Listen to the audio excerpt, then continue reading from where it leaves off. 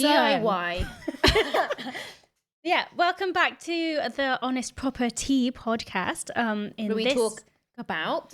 Oh, sorry again. Welcome to the Honest Proper Tea podcast, where we talk all about property investing and entrepreneurship. We've got a couple of smoothies instead of cups of teas today because It's going down so well. kindly made a peanut butter and berry smoothie because health is also wealth. But today we've got some viewers or some audio. We've got Some people. We got some biggest fans. No, we got some.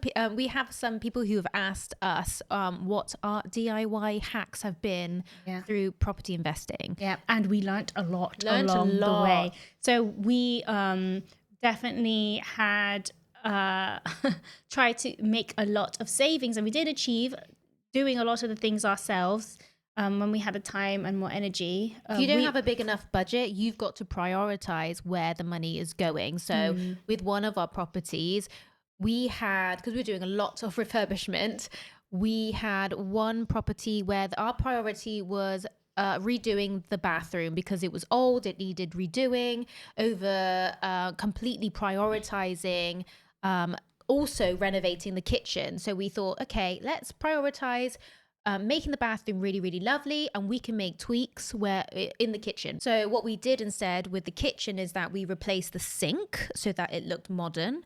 We took away the cupboards and repainted them. Oh yeah. So a lot of this we learned off of YouTube. YouTube is your friend. YouTube is great. Thing is, when it comes to refurbishing a buy-to-let, it's very different to refurbishing a serviced accommodation. So I'm going to address how we, I've got a particular project in mind, and it was probably the biggest overhaul we personally did. When you've held on to an investment property for a while, there's a time where you do need to update. Yeah. It doesn't last forever. Like with anything, bricks and mortar, you need to update it. Yes, and refresh everything. So that it looks appealing when you put it online and you get the tenants in who actually want to live there because it looks nice, it looks comfortable, it looks clean and safe. As well as being able to command a better rental rate for yourself. Yeah. So there's many reasons why it's good to prioritize sort of scheduled time to reassess the state and quality of your property so that you can refurbish it and update it. And generally every 5 years, you want to be updating the carpet, obviously depending on what type of tenants are living at your property. Yeah, but just going back to the buy-to-let refurbishment that I had in mind, the ways that we saved cost significantly by doing that is we removed the carpet by ourselves. Sometimes I think that could be like up to a couple £100 for somebody to remove the carpet for you, but honest to God, it is so easy just to do it yourself. Yeah. So you basically get a... You got the tools. You bought the tools. But I don't remember what they're called. Was it? Scalpel. It's not a scalpel. I don't know. You basic with carpet, you just slice it into thin strips, roll it up, and then you do the same with the underlay underneath. And that saves you a lot of money. It saves up to a couple hundred, depending on how much. And because it's so easy to do, you may as well keep that cash in your pocket. Just do it yourself. If you have the time, obviously, then do it yourself. Highly recommend you do. Yeah, but regarding laying a carpet, that was beyond willingness to do it. Tough to say that. So we did get somebody else to actually lay the carpet and provide the carpet. But we didn't go to a big retailer. We just went to like a local small company, and they do the job just as well and for a competitive price. Yeah. We didn't invest in going too heavy with the underlay. I think you can get thick if you get thick underlay, it can... Right, let me rephrase that. You don't have to get really expensive carpet if you have a decent underlay, but at the same time, you don't need to spend too much on underlay because it's going to be replaced in like 5 to 10 years. So that's something you need to bear in mind. Everything's going to be replaced a lot sooner than it would if it was like your own home. So don't invest too much into the flooring because it is going to be ultimately be replaced. And also it's when it's depending on your tenant as well that's going to be housed there, you need to think of the durability of the carpet that you get. It wouldn't be, you don't want to be thinking, oh, this is what I'd have in my home, because you don't know how other people live. You don't want like a soft pile. You don't want like a No. cream carpet with a soft pile. I would get sort of what do you call it, like a really Hardier. durable, hardier carpet. And also with a thicker slightly thicker underlay, because that makes the slightly more affordable carpet feel a little bit more luxurious. It kind of balances and out. also if you're stuck, then going to a carpenter, do you call them, a carpet fitter's shop, they will advise really well. They'll come out and measure it for you. We tend to measure every room anyway, just so they have a ballpark figure, but then they come out and do the accurate measurements just to be sure. So changing the carpet, don't invest too much on the flooring because it's going to be replaced, but sort of medium thickness underlay with a really durable carpet on top is the way we go when it comes to our rentals generally, to be honest. And then the bathroom, we basically had a brand new fitted bathroom. But when it came to the finishing touches of the bathroom, we did the painting ourselves because painting can be really expensive. If you get a painter in like... No, it was like over $2,000 and it was like not... For a 1-bed flat, a really small flat. Obviously, painters do an amazing job, but this is a task that we're happy to do, is doing the painting and decorating to save money, because that's just where we enjoy that part. And we did the job a lot. If you can paint, it's one of the easiest things you can do. Do it before the flooring's down, because then if you accidentally splatter... Yeah, you do. You want to be painting before carpets go down. Yeah, and frog tape is your best friend. And just make sure you've got the right sort of paint brushes to cut around the edges of a room. Angled brushes as well are also your best friend, not just frog tape. Angled brushes. Yeah, don't rely too much on either or. Use them together. B&Q have great angled packs of their own brand, so we'd recommend them. They're just as soft as like their most expensive brands. Also, when it comes to paint, don't get cheap paint. Oh my god, don't get cheap paint. It is such a waste of time. It's such a waste of money. Johnston's, I'm throwing you under the bus. We did it. It was the cheapest one there. It was rubbish. You then waste more time because you have to do more layers and more coats of paint. We will say, actually, it was we the only reason why we started with that type of paint is because it was recommended. Was that bad to throw that under the bus as well? Like, it was recommended on NRLA. We're being honest. It was, and I'm being honest, it was recommended. But at the end of the day, they're also a business. And they're marketing too. They're marketing too. So I wouldn't recommend From our that honest, genuine opinion, what you got to do is go to Brewers and get a trade card. Get a trade card, or even B&Q, and you can get a trade card. You get 10% off. Get 10% off and get a decent paint. What's the brand that we use? Albany. Is it called Albany? Albany, yeah. Albany paint. We tend to use Albany for our service accommodations when we pick out really sort of specific colours. But for a buy-to-let, and when you just want white walls, really, you just want white walls. Because then your tenant can make their house their home.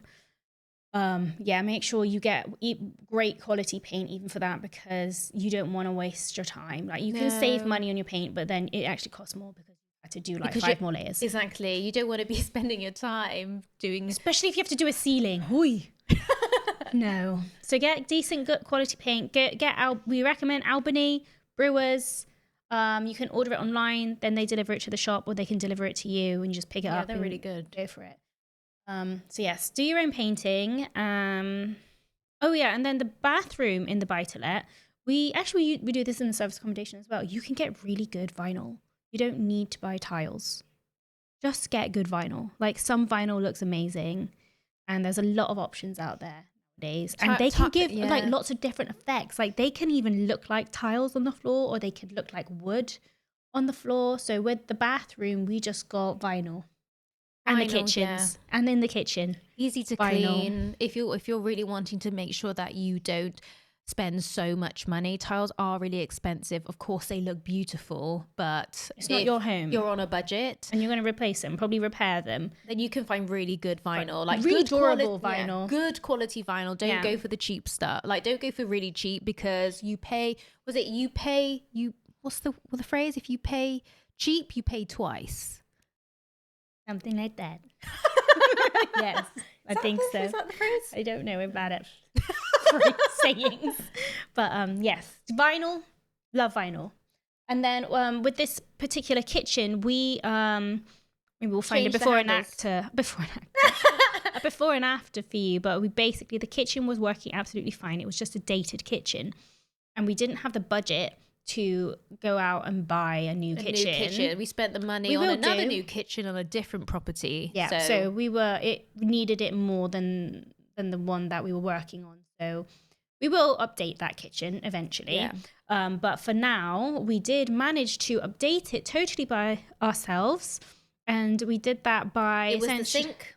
The sink was changed. We updated the sink. So we did get a plumber to update the sink for us. The hob was absolutely fine. And then it was a case of a YouTube video guiding us through the whole process of removing the cabinet doors from the hinges. We coded every single door, so we knew exactly where they were going to be. And we painted each door. And changed the handles. And then we changed the handles. And just that alone, it took a few days to do. But it's like... saved us the cost of a brand new kitchen. Oh, and changed the put vinyl on the floor as well, and it looked more modern. And the difference from what it looked like before, just like those small tweaks, when you don't have enough of a budget to do a full reno on a kitchen, that makes all the difference. It did, yeah. That's what we've done with our buy-to-lets. If anything, generally, psychologically, anything that the hand touches, like a door handle or a sink tap, those are the things that are going to be the most noticeable to any tenant entering the property, because that is sort of a feature that they are physically engaging with. So they're going to pay more attention to those things. Bathroom and kitchen. Yeah. Even switches. Yeah. Like, make sure the switches are easy to work, easy to use. And they're small. They are less expensive to have to update. They're easy to update, and it's worth doing it. And you don't have to pay someone else to do it for you. You can easily do that yourself, or even like a lampshade, updating a lampshade to like sort of a neutral looking lampshade. What else we did is that we updated the house number to a more of a modern house number on the front of the house. The old house number was like falling apart, a rusty house number. And we updated the door frames with a nice color to make it pop and stand out. Yeah, because that's the first impression. We tidied the front garden. Yeah, it's definitely worth getting a gardener if your property needs it, because tenants. If it's a shared house, they're not going to prioritize the garden. What service accommodation hacks? Right, learn a lot. Accommodation. That's a whole nother thing. Yeah, service accommodation. You need a vision. You need a vision. You need. What really helped us was having a color palette, and ours was sort of a jungle luxe femme theme. That was sort of, we had a lot of velvet furniture because that made it felt luxurious. But the colors were still really vibrant, and we liked the appearance of natural, sort of natural shapes, like the decor could be sort of animals or big faux artificial plants. We don't recommend putting real plants as much as we would have loved to in serviced accommodation, because they just are impossible. You don't know if your cleaners they will are going to probably water die. Plants. Yeah, and the guests might. It depends how involved you are with the management. So if you're able to water the plants and have real plants in there, then go ahead. But we've systemized so that we're not in the running day to day of our service accommodations. So it didn't make sense for us. We couldn't depend on the cleaners to water the plants. They're not gardeners. They're in there to clean the property, not necessarily gardening. Yeah. So yeah. The one thing that we definitely recommend would be chalk paint. So we covered this on loads of stuff. And having a sander. Make sure you have a sander. Right, yes. So we would go to the reclamation yard and get like full dining sets for like a tenner, £10. 20 quid. And then what you do, because You like sand now it. it's a unique looking piece of furniture. It just is kind of a yellow wood, We know? love anything that's to do with repurposing older furniture, and we like the look of older furniture. Then, like, you And get then the IKEA flat packs, they kind of all look the same. Yeah. It looks cheap, even though it was more expensive than the reclaimed stuff. But anyway, what you do is you get the table, and then the chairs don't even need to match. Just get good solid wooden chairs. Yeah. They can Sand be them mismatched, down. gives it more character. Go outside on a sunny day if you're lucky, or in a sheltered area, and sand it down with a good sander. Get in every nook and cranny, and then paint everything a different color. Yeah. So this was also a way to repurpose our good quality paint as well, not just chalk paint. For the colors that we used on walls, we were able to repurpose that paint into putting it onto the furniture, but you have to sand down the wood, otherwise it won't stick. Yeah, you need to get rid of the varnish. And then you can use this special varnish, which you use for chalk when you do use chalk paint, and you varnish that on top of the painted wood that you seal it in and keep it on there. Exactly. Yeah, that makes like your house, the service accommodation, the look and the color scheme sort of all come together because now the furniture all matches. Exactly, all matches. But a chalk paint that we would recommend is French. It's called Frenchy. It's called Frenchy, isn't it? Frenchy chalk paint. And this stuff is, it's more of an oily, lighter based chalk paint, and it goes on everything. You only need really easy to use. One coat, really. Goes really far. And it was a way for us to be able to paint the lights, the lights. Chandelier? They were like candlestick holder lights. Yeah, candlestick holder lights, parts of mirrors. Really like tiny spaces, tiny nooks, and even details. Window shelving areas. Like it a little goes a long way. And it looks really nice. It looks really nice. The other thing is, if you are wallpapering one wall, is like a mural or something that is bright and eye-catchy, can really change the feeling. B&Q did really nice murals. Like there's a set, like the good quality murals that were easy to put up. But with texture as well. And you don't need to do the whole room, just do one wall. And that firstly makes it cheaper, and I think it looks better. It makes it brings attention to a part of the room. You don't need the sort of attention to be all over the room. It just needs to be that, and then the paint can do the rest of the work for you. But we would typically put a wallpaper behind like a main feature, so it's usually behind a bed or behind a wall in the living room. And if you're not up for wallpapering is not that hard. No. You go to B&Q. And you know, we learned all of this on YouTube. We love YouTube. Yeah. So you go to B&Q, you get this pre-made, you can mix it yourself, but it was just easier to get a big bucket of already pre-made option wallpaper. Was the pre-made stuff. Yeah, because when we were first doing it, we didn't get quite the water right. I know it's not that hard to do, but you live and learn. We knew that the ratio, like the glue was essentially, the wallpaper adhesive was already like perfect. Because depending on the type of wallpaper, there's like thicker wallpapers. If you do go with the cheaper one, you do need to be a lot more careful because it tends to be thinner material. So it's just better to know that the adhesive was already the right consistency when you're going to put it on. And it really isn't that much more expensive. So get the bucket. Get the bucket of solvent, is it? It was like some wallpaper adhesive. I think it's a green bucket with a red lid. Yeah. Get that, and then what you Can't remember the brand, but that's the one. One hack. You don't need the big wallpaper table and all this. You don't need that. You need a roll, a wallpaper, a paint roller with the paint roller stick. With the paint roller stick. Yeah. And like you were going to paint a wall, and instead you paint the wall with the adhesive. And then you're going to need 2 people, really, to use a laser leveler. Laser leveler, you need that in your kit. It's like... Yeah, laser leveler. And you are going to going to put that in the corner of the room, and it's going to go down, and you're going to start your wallpapering from where the laser level says you should start. Not from not where on the the edge. edge of the room says, because it's going to look wonky the more you go into...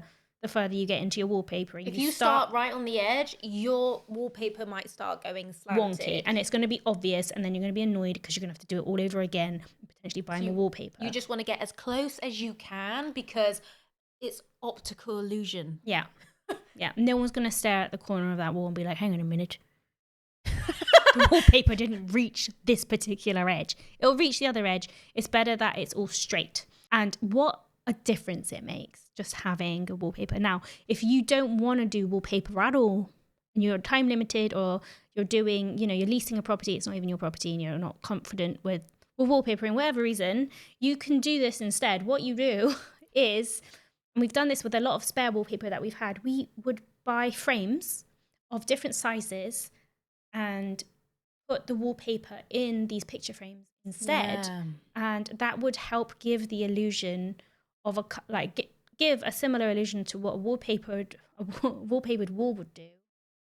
But it's just in a frame. And It's also a great way to repurpose wallpaper that are like scraps and ends. Yeah. So that you're using another way to be resourceful is to use all of the ends.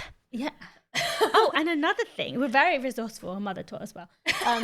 You can also use wallpaper to line drawers in the kitchen. So when it's just like another little touch that will make you stand out.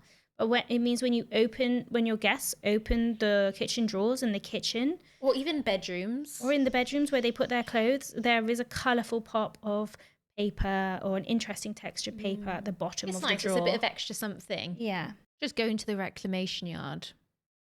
Yeah, go to the reclamation yard, find unique things. What was that one that we went upcycle? Also, just going, you do not need to buy expensive furniture. You can easily find, if you have the time, go to charity shops. And this is what all interior designers do. They don't buy everything from Homebase or from creative. Get creative. This is your chance. If you're creatively inclined, this is the best opportunity to have fun. Or you can go to a charity shop or reclamation yard and find sort of 3D things that could hang on the wall. So in one of our properties, there is actually our interior designer. She found a typewriter, and it's just hanging on the wall. Or you can find really an old phone, and hang it on the wall. They're really makes the space more interesting. In service accommodation, you want to make sure that you have an accommodation that stands out or something that's memorable. So having little quirky bits like that where people go, oh yeah, I remember that one. Like I say, you can be creative even with the painting. So you could do color blocking in a room. If you can see, so it kind of segregates different areas of the room. So you can paint a little bit onto the ceiling. Or another hack actually that I've done before with my own flat is if you have small windows, then by buying a curtain rail that's a lot bigger than the window, you can give the false illusion with the curtains that it's bigger than it is. And the curtain drops all the way to the floor from the ceiling, and it will make it will just lengthen the room and make everything a lot more grand. Oh, remember this other thing? So coming to us with the bed we had an old bed, and we had a 2-bed flat, and we were missing one bed, and we had an old bed, and it was a really old bed. It was a really old bed, but we can reuse this. Yeah, because all that matters really is the mattress and a nice headboard. So we bought a brand new mattress that was good quality. Yes, and a nice headboard. It didn't even need to be that expensive. We got ours from Wayfair. So we just put those on the bed, and it was the base of the bed that was old. And it was just like a bed... You can add a bed base cover that matched the colour of the headboard. So that was a really easy way to upgrade a bed without having to go and buy a brand new bed. Yeah. Another thing that is a hack not really a hack, is just hire the van and deliver. Oh my gosh, Just yeah. hire the van. That saves so much money than having to get someone else deliver. Obviously, if you don't have time, then maybe hire the man with a van. But Okay, there's three options. You can buy online new products which generally come with delivery. But we've gone and collected things before, and an easy way to do that is just to hire a Hertz van. You pay, I think, per hour, but it's easy, just collect it and off you go. yeah, they have them if you know, Yeah. have you I got would a say, Costco like, near you, yeah. then we've hired from there before. Yeah, I think we used them a lot when we were moving things to and fro between, like, we keep a lot of our stock in a garage, and then when it's time to dress the serviced accommodation, we'll put everything we have into a hire van and then just deliver it ourselves. So that's a good thing to use the vans for. But there's also a website called Man with a van, I think. Man with it a is, Van, yeah. and you basically say, okay, I have managed to win a bid on this sofa or this bathtub in, like, Scotland. Okay, maybe not Scotland, but like a long way away. And you list what it is that you need delivered, and people will sort of Bring it to you. like kind of an auction thing.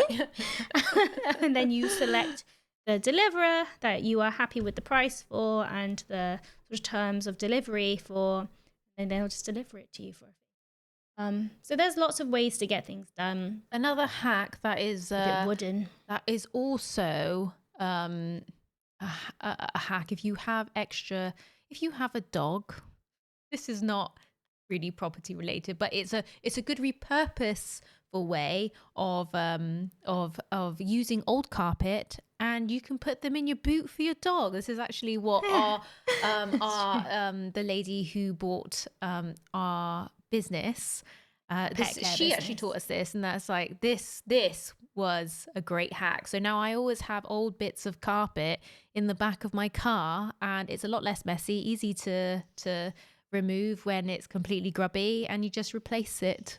So that's a really, especially if you're in the property business where you're constantly changing carpet, then it's great because it's durable for your dog. Oh, and we always use fake plants. I know we've already mentioned this before, but I just wanna share that fake plants can actually be just as expensive as real plants. Yeah. I mean, they will live forever, which is the benefit, but they can be really expensive. And the best place that we found to buy them, and we wanted big ones. We always wanted like really tall, like at least 5 foot long, like high plants in the bedrooms and in the living rooms. And the best place to buy them is Matalan. Matalan is great. Matalan, just order it online. They have a great selection. Get them off of Matalan. IKEA actually is quite expensive. Yeah, and you get like the smaller plastic plants, don't you? It's not like, they're not very big, and they're not and very... the quality's not, no shade to IKEA, just from our experience, the bigger plants are better quality from Matalan. Oh, and then with rugs can really drastically change the feeling of a place as well. Yeah. And there is a brand called Ruggable. It's quite expensive. I'd probably only buy Ruggable for my own home, but for serviced accommodation, the whole idea is such a good idea because it basically means it's basically a rug that you can put in the washing machine and wash, which saves you from having to keep rebuying rugs. Oh, another really great hack, if you want to just update your place, is just change the cushions. Oh my gosh, cushions. Just change the cushions. Just right. Cushions don't need to be that expensive. I would say, like, what, they £15 for a nice cushion, but you only need like a couple. And then it already makes your place look updated and a little bit luxe. So yes, definitely update your cushions and get really nice ones. Oh, like and artwork. That's cushions, artwork. Those are like the easy things that you can update, and you can just go to like HomeSense or HomeSense. HomeSense is good for just like the final touches that add a little bit of luxe. So like I would do a lot of the DIY ourselves. I mean, like, you can even, like, we've not used this ourselves, but you can like I've seen that you can even buy tiles where you can put them as like splashback and you have. I literally have You pin and did? stick Oh, sorry. splashback in my rental property. Have I seen them? You have literally seen them. And like B&M. B&M, you can get B&M's them. great. B&M have a really good like home section, Yeah. a DIY section. So check it out. Point is that you want to. It's being able to do some budget, do some repurposing, and then buy some new. Just Some, like- final touches that add like that were maybe a little bit of an investment, but in the grand scheme, it's just sort of the cherry on top to sort of tie the look together and mixing and matching sort of the budget effort with some luxe effort. Nobody's gonna see the difference. Like it will just look like a And high quality. if you're ever stuck on like any of these sort of hacks, then this is why we personally worked with an interior designer to be able to decide what it is that we wanted our brand to look like, and that's invaluable, really. Yeah, So, it nailed, working with an interior designer nailed what we wanted a look to be, and learned a lot from her. It streamlined our whole process and system of setting up a service accommodation. We were probably able to completely have a service accommodation ready with the items ordered, the property secured, the items ordered within a week, maybe fewer days. I think you've done it in 3 days before. Yeah. So, And also having just a spreadsheet of all of the things that you've bought before as well, and having the links, isn't it? We created. Those are our top tips for renovating a property yourself. Let us know if you have any extra tips. Send us a DM. We'd love to share with the rest, with everybody, because these little things, if you have the time, then you can save a lot of money. And sometimes it's worth doing because, like I said before, the paint job in one of the properties was going to be more than $2,000 for a 1-bed flat, and that's $2,000 saved. And we finished it in less days. So yeah. See what you can do, where you can do it. If you are capable of like with time and finances, yeah, you can do it. It's fun. It's like learning a new skill, and then it means if somebody else is doing it for you, you can check that they're doing it properly. But if you have the time and the funds to be able to commission somebody else to do it for you, then go right ahead. Just for us, it's sort of knowing where it was worth stepping in and doing it ourselves, so that our resources at that time, it was money, could be put into something better. But it's not ever completely passive, especially service accommodation. But yeah, let us know how you get on. If you try any of our tips and tricks. We do actually have we are creating a free document. I'm going to release it really soon.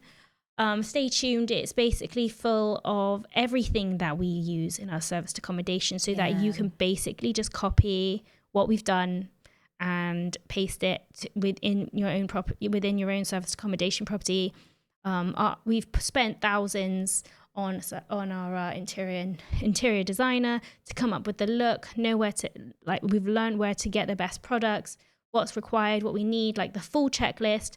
I've put it all in a document for you to have for free. So stay tuned. I'm just dotting the I's and crossing the T's. And it'll be available really soon. But thank you for listening today. Thank you. And we hope to see you in the next podcast. Bye. Bye.